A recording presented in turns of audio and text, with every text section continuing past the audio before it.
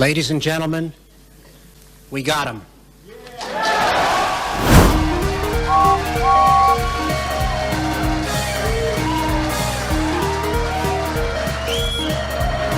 I've been modeling HO and OO models for about 10 years, and during those 10 years, there was always one model that I was seemingly never able to get, or at least thought I'd never get. But a lucky find on eBay got me not only a Hornby James, but one of the classic models and one of the older boxes as well. Unfortunately, one side of the box is a bit rough, but being as old as it likely is, I'm thankful that it's not worse. Though basic, I really enjoy this style of boxing. The light blue and large Thomas logo are really all the box needs, and personally, I really enjoy the simplicity of it. The bottom of the box features the same logo as the front, as well as a warning label, and the back of the box features a very vintage feeling RWS logo, as well as the catalog that Hornby had at that time, minus any pictures that is. As stated before, unfortunately one of the sides is a bit rough, but looking at the bright side, that'll make it a little bit easier to open. So let's go ahead and do that, while taking care that we don't damage the box any more than it already is.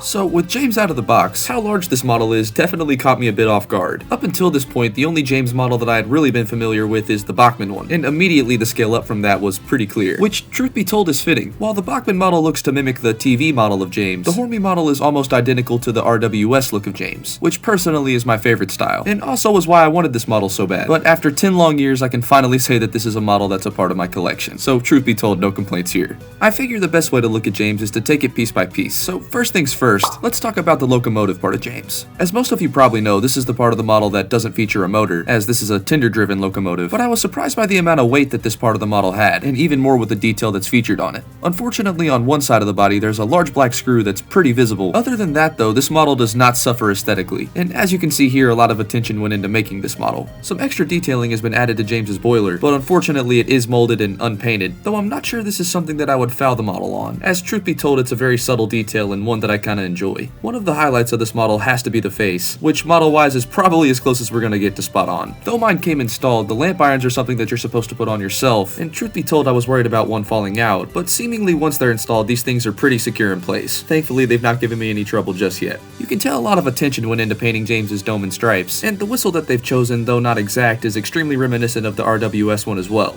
Another highlight of this model for me was the inclusion of cab detail, even though there's not much of it. The fact this thing even has an open cab is such a change from the Bachmann model, and definitely is a feature that I'm extremely happy to see.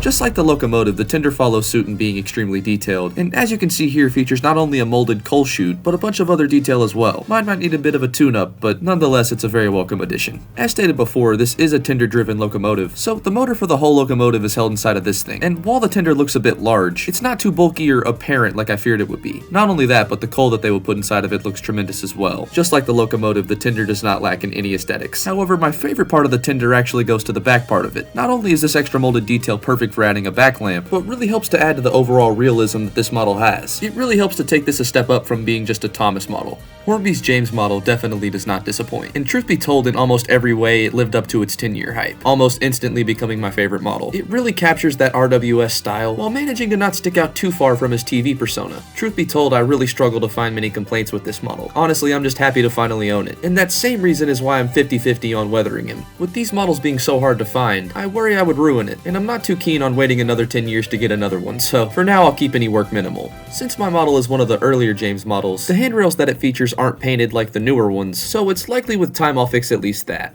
For now though, I've not only fixed James's tender, but cleaned it as well, added some tools and added a crew, some more minimal stuff. I also would go back and add that back lamp, and truth be told, I'm undecided if I should do anything else. Part of me is thinking about fitting him with a proper headlamp, but truth be told, I don't really feel like there's a lot I have to do. The things that I've added and want to add aren't necessary, and really just come down to me being nitpicky. The model, truth be told, is beautiful on its own. Personally, I just look for any way I can to make it a little better. To me, at least. Now that we've taken a look at James and everything that I've done to him, let's see this guy in action.